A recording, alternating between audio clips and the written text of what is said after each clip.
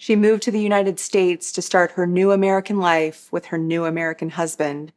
She made her daughter her world, but after an argument between the two of them, she was never heard from again. This is the story of Angela Green, the Kansas mom who disappeared after her husband said he had her committed to a mental health facility.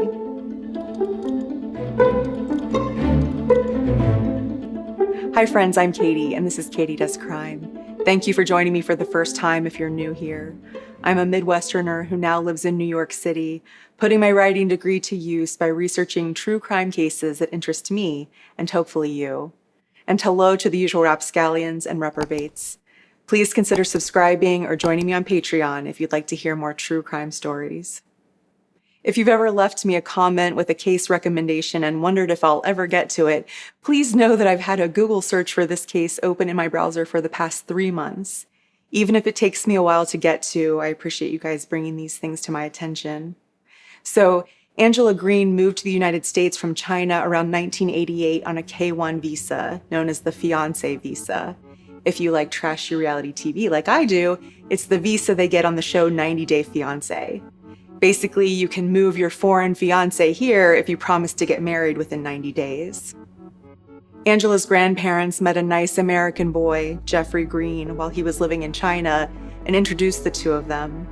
Once he moved back to the United States, Jeff continued to communicate with Angela long distance through calls and letters until she got her visa.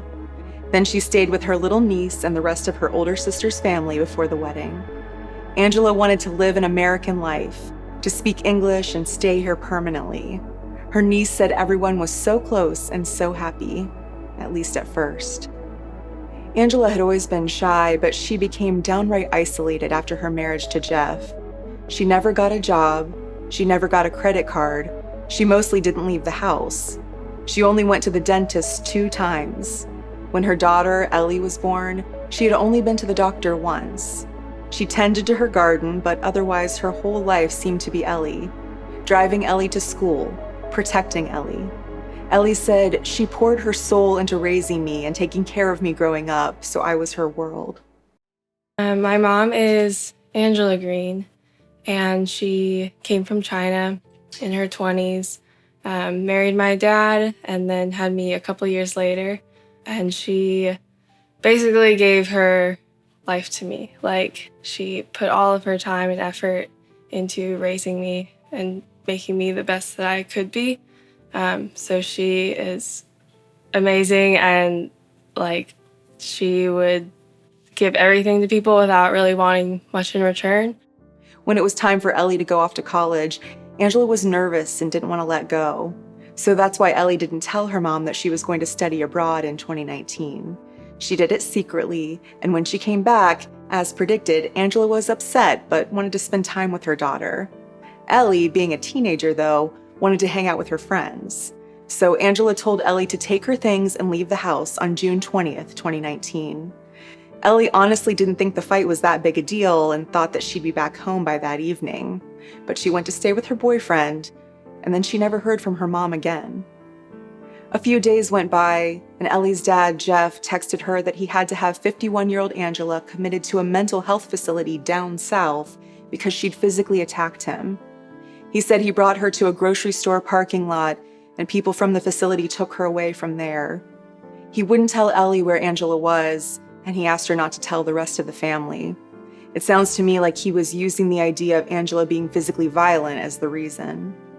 Ellie said her mom had been a little odd in the past, that Angela probably had some anxiety that made her fearful of the outside world. She wouldn't drive on the highway, and she was antisocial to the point that she didn't want to grocery shop alone in case someone talked to her. But Ellie was surprised that it was serious enough that her mom would need treatment. Still, she had no reason to suspect anything was wrong, and her dad continued to spend time with her as if everything was normal. But the following month, Jeff told Ellie that Angela had died, suddenly, in the facility, of a stroke. Again, he asked her to keep it a secret, saying he needed time to process on his own without the pressure of Angela's family. And Ellie didn't want to hurt her dad while he was grieving. She did what he asked for 8 entire months. But in February 2020, Ellie finally called her aunt and unburdened herself. She felt angry at her dad for making her keep this secret and thought her mom's family deserved to know. Angela didn't talk to her family that often, really just on holidays, so it wasn't so unusual that they hadn't heard from her in a while. Still, Ellie wanted to tell the truth, and as you would expect, Angela's sister was shocked and wanted proof that Angela had died. But the next day, when Ellie had the records searched, there was no death certificate. Ellie filed a missing persons report for her mom, and the local police were sent over to the Green home for a welfare check. But when they questioned Jeff, he acted like Angela's family was crazy. He said she would sometimes leave for days, and he didn't know where she was this time, but she was away with a friend, and she hadn't left any way to reach her. One, it doesn't exactly seem like Angela had friends if she was so isolated and rarely left the house. And two, she had left behind her keys, phone, and passport. The officers were like, but why did her niece say she's dead? And he was like, that's so weird. He then changed his story, saying that Angela was just gone for the night, partying with friends. But her daughter says she never drank, never smoked, and never went to any parties. When officers tried to come back on another day, Jeff met them at the door, produced a business card from his shirt pocket, and told them to call his lawyer. Obviously, they launched an investigation, and they quickly found that there was no record of Angela being in a mental health facility, and yes, no death certificate. They searched the home, the 35-acre lot where Jeff stored vintage cars, and a pond on the lot. They used cadaver dogs and a dive team. They found nothing. One thing that didn't help was that in the 8 months where no one saw Angela, the county was building a new courthouse, and they brought a 30-foot pile of dirt to Jeff's car lot during construction. So that's pretty convenient if you're hoping to hide a body. The Green family also had a second home in Lawrence, Kansas that Jeff bought 6 months after Angela disappeared. 2 cadaver dogs actually did independently hit on soil samples taken at that property, but after digging there, no remains were found. And that's kind of the current state of things. The police continue to issue a missing poster for Angela every year. They continue to try to talk to Jeff and the family. They think someone might know something that they're too afraid to reveal. Jeff could, of course, engage with the police as much as possible to make sure they have all of the information possible. But when the authorities talk to Jeff, tell him that they're not giving up, they say that he responds, "Okay, have a good day," and walks away.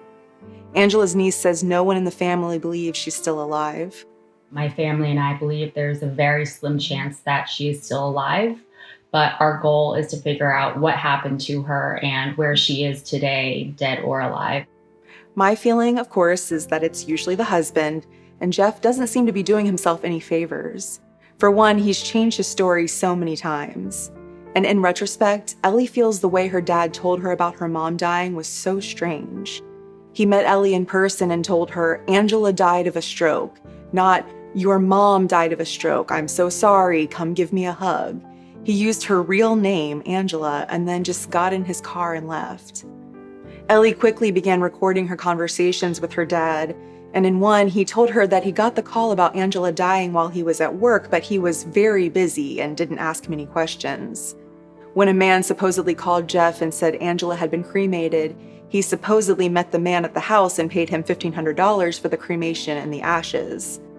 Ellie said she was surprised that Jeff would just agree to a cremation without any paperwork or proof of anything, but Jeff said it didn't really strike him as odd at the time since he's never done a cremation before. Ellie says she's never once seen her mom's ashes. I find it really sad for her how this has affected her relationship with her entire family. Ellie has cut ties with her dad, and her aunt and uncle won't talk to her. She says she called them, her dad's brother and his wife, when she found out there was no death certificate for her mom, and they left a vacation they were on to come back home right away. The way the newspaper reported that makes it seem like they found it suspicious. Ellie says her aunt said Angela might have been involved in an accident and that Jeff should get a lawyer. I don't know if you automatically assume Angela was in an accident if no one has told you she was in an accident, right? I wonder if there's a chance the aunt and uncle already knew something. Angela's side of the family has talked about filing a wrongful death lawsuit, thinking that new information may come to light in the process. Jeff would be required to go on record with his account of what happened to Angela, and since it would be a civil trial, not a criminal one, the judge or jury would be allowed to hold pleading the fifth against him. In March 2023, a private investigator offered $25,000 in reward money for information leading to Angela's location, and in 2024, he upped the amount to $50,000. This investigator, Steve Ridge, is located in Iowa, but his daughter lives just blocks from the Green home. He said he sent registered mail to Angela's husband, Jeff, and tried to contact him by phone and email about the reward. Jeff has never gotten in touch with him, which is strange, right? Don't you thank the person offering $50,000 to find your missing wife? I've seen people online blaming Ellie, saying that she knows more than she's saying. I'll admit that it's a little unusual to me that Ellie would just let her dad get away with hiding her mom in some mental health facility and refusing to talk about where. But Ellie's cousin says she grew up so protected by her mom, isolated in a way where her parents were her only friends. It's not surprising to her that Ellie just blindly trusted her dad. I'm not saying Ellie knows anything at all beyond what she's told the police, but you have to wonder, if Jeff is involved, did he ever act strange or violent in a way that might have tipped anyone off? Angela's niece says Jeff was controlling and that Angela was dependent on him. Did anyone see him being physical with her?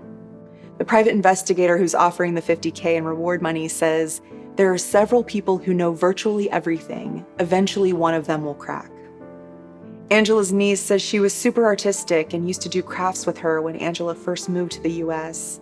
Ellie agrees, saying Angela would leave intricate drawings in her lunch every day for school. Angela loved making a big deal out of Christmas, something she didn't celebrate in China. For Ellie, it's the not knowing what happened to her mom that really keeps her up at night. Whatever took place, she just wants to know. She said, it would just be a huge weight off my shoulders. No matter how bad the news is, at least it's better than not knowing at all. It's better than waiting. I hope for her sake that the police are working this case in the background and that we'll someday have answers.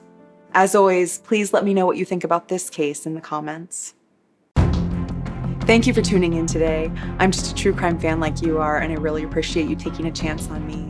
Please like and subscribe to my channel if you liked spending this time together. I would be so appreciative. Until next time, I'm Katie, and this has been Katie Does Crime.